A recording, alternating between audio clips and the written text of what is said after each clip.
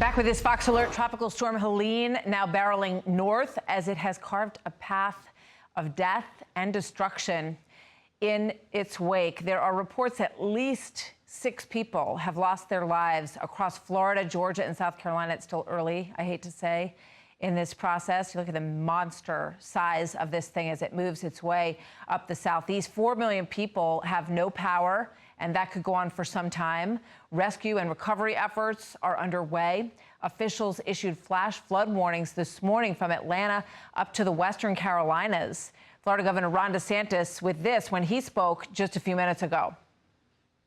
We saw storm surges in many parts of the west coast of Florida that exceeded what we saw in Hurricane Idalia. Overnight, as soon as it was safe to do, and even in many cases probably wasn't perfectly safe to do, search and rescue operations were conducted to help people that were in distress. We've had thousands of missions successfully completed in the overnight hours throughout the state. Hard work and dangerous work indeed. Florida Senator Rick Scott joins me now from Newport Richey in Pasco County, Florida. That is in that Big Bend region that we've been watching so closely overnight, where this hurricane made landfall last night. And he was just briefed by officials there. Senator Scott, welcome. Good to have you with us. Our thoughts are certainly with the people of your state and all of those who are affected right now. What were those officials, what were they stressing with you, and what could they tell you about what's going on? Well, I've talked to sheriffs all up and down the coast. I have toured some of the damage. There's still a lot of rescue missions. A lot of rescue missions were done last night. They've saved a lot of lives. They're still doing it. They're going door to door in all these coastal communities to make people safe. This was a massive storm. There's still a lot of water. A lot of people are out without power. Our state is saturated with water right now. Trees have fallen. They're going to continue to fall. There's a lot of power lines down. So it's still a very dangerous time. We've got to give room for our first responders, our rescue teams to go check on the safety of everybody. We got to give our line workers, we've got 18,000 line workers that came in the state to get the power back on. So I hope everybody is cautious. I'm glad so many people survived this storm. Unfortunately, we've continued to hear more deaths of people that didn't evacuate. My heart goes out to those families. But we've got to keep everybody safe, and we've got to rebuild our state. We're a resilient state. We work hard here.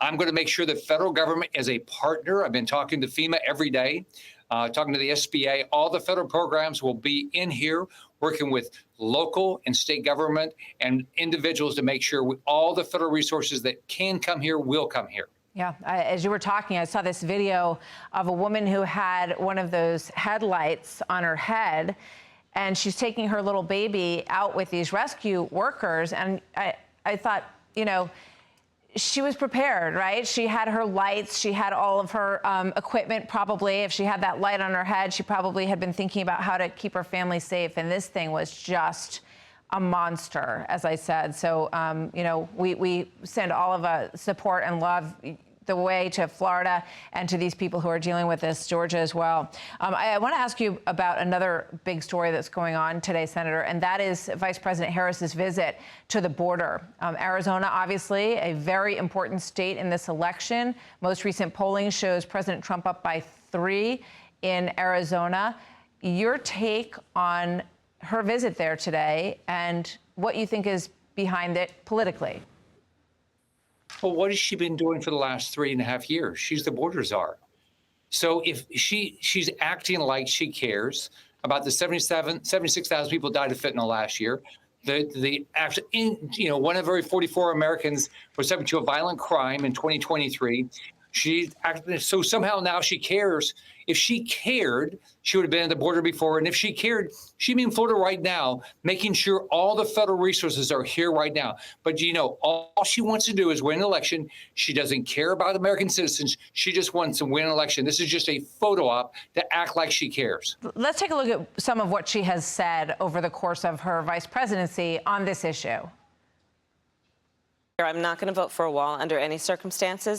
This issue is about a vanity project for this president. Right.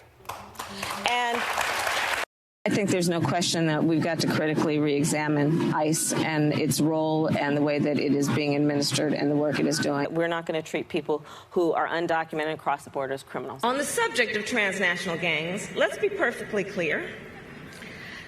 The president's medieval vanity project is not going to stop them. We are going to the border. We've been to the border. So this whole thing about the border, we've been to the border. You haven't been to the border. And I haven't been to Europe. How does that add up with where she is now? And I expect she's going to talk about former President Trump not being supportive of the border bill that was in Congress, and he made clear today his reasons for that. But your thoughts? Well, she doesn't care about Americans. I mean, she doesn't care about our safety. She doesn't care about transnational gangs coming in here and taking over our apartment complexes. She doesn't care about the young women who are being raped like Lincoln Riley and killed. She doesn't care about the 76,000 people who died of fentanyl. She doesn't care enough about Florida to get her butt down here and say she's going to make sure the federal government is a partner in what's going on right now in our state. So she wants to simply win an election, but she doesn't care about you as an American citizen. Strong words. Have you spoken with President Biden about the situation in Florida? And have you reached out to the vice president to get help?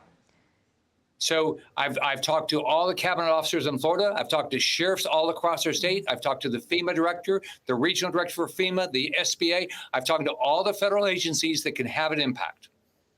But would you expect to have spoken to President Biden as this was slamming into Florida? Or he spoke to the governor? I don't know if the governor said if they had spoken. So, Martha, just remember, here's my experience with Obama and with Biden. They don't return my phone call. The first time I called the White House when Biden took office, they hung up on me. All right. They don't reach out. They never return my phone calls. Every time I've asked for a meeting with Biden, he's turned me down. So Harris is, I mean, it's